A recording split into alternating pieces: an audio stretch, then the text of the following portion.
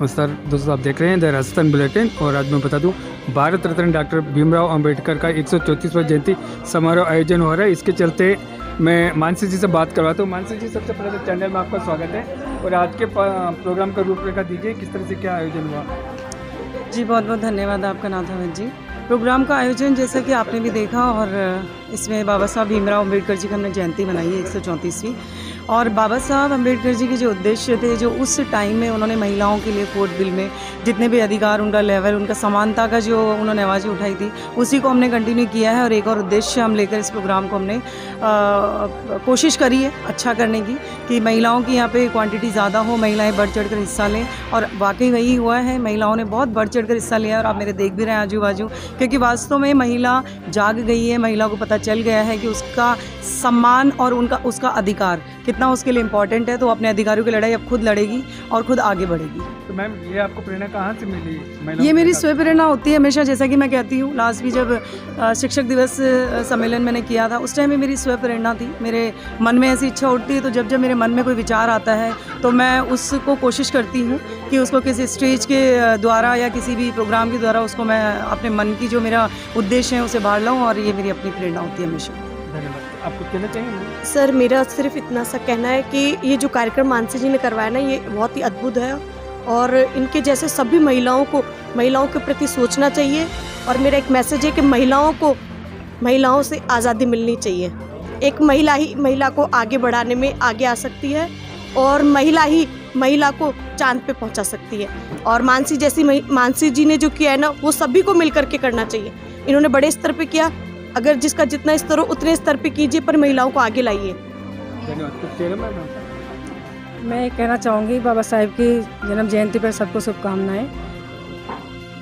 मैं ये सोचती हूँ कि महिलाओं की भागीदारी राजनीति में मामूली है अभी तो।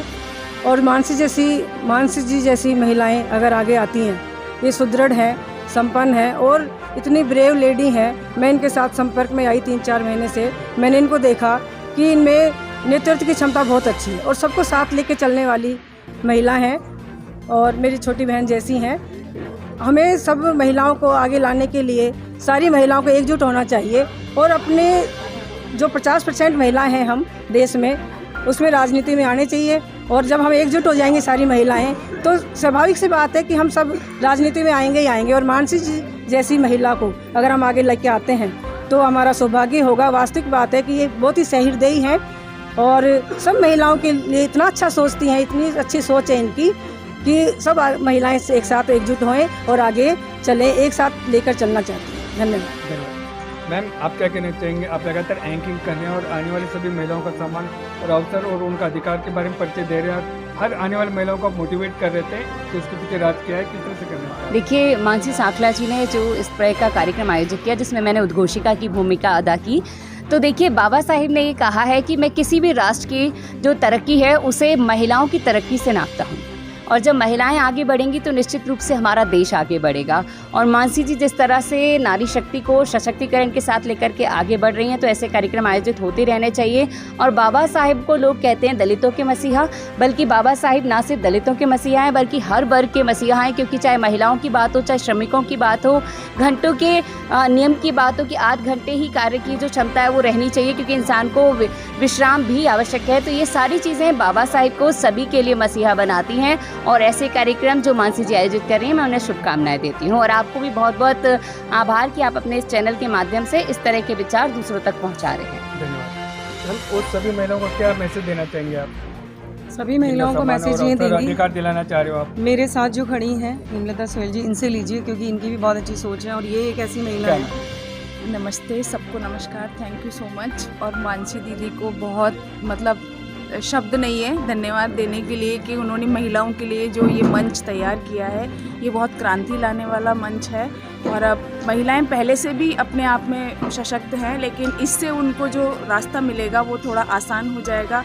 आगे दूसरी जो महिलाएं नहीं पहुंच पाती है ऐसे मंच पे, उनको भी रास्ता मिलेगा। मैं इतना ही कहूँगी कि मानसी दीदी सांखला ने जो भी अपना टारगेट निश्चित किया है माता रानी, उसमें उनको खूब कामयाब करे। और हम लोग उनको जितना सपोर्ट कर सकें वो हम हमारी तरफ से करेंगे। जहाँ जहाँ भी हमारी ज़रूरत पड़ेगी हम दीदी के साथ खड़े रहेंगे। मैम, क्या मैसेज देना चाहोगे? मैसेज यही देना चाहूँगी, अपनी इच्छाओं को ना दबाएं।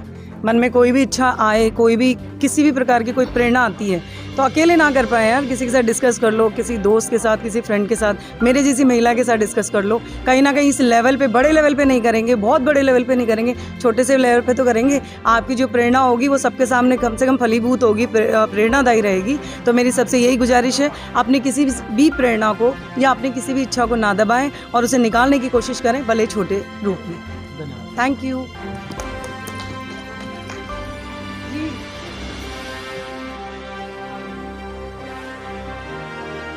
क्या संदेश देना चाहेंगे आज?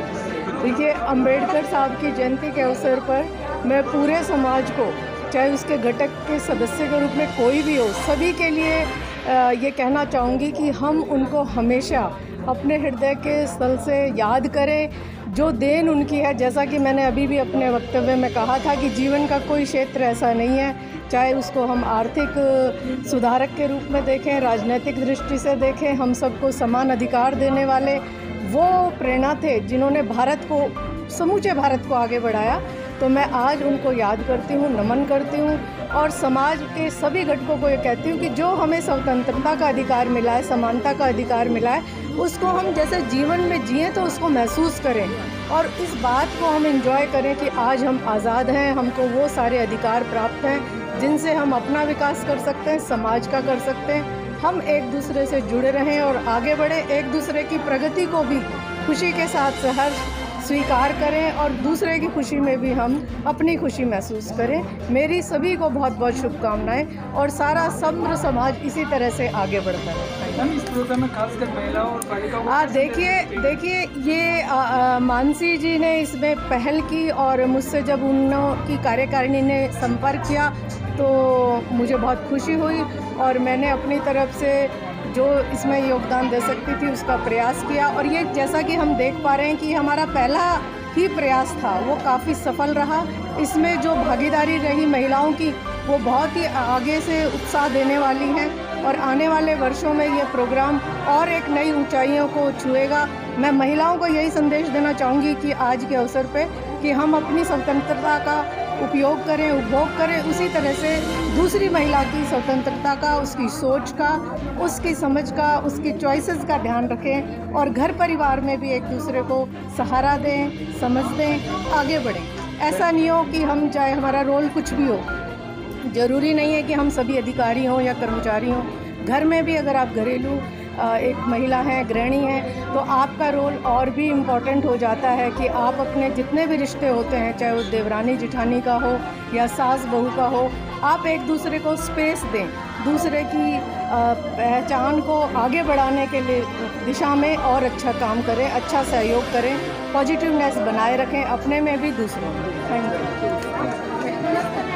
प्रोग्राम के बारे में कुछ बाबा साहब की जयंती 14 अप्रैल को जो आती है उसको आज हम एक दिन पूर्व 13 अप्रैल को सेलिब्रेट कर रहे हैं। इसके लिए मानसी जी और उनके हस्बैंड कैलाश जी सांखला जी के द्वारा ये विशेष कार्यक्रम का आयोजन किया गया है, जिसमें महिला सशक्तिकरण पे विशेष जोर था, महिलाओं को बाबा साहब के रास्ते पे चलाने हेतु प्रेरित करना था।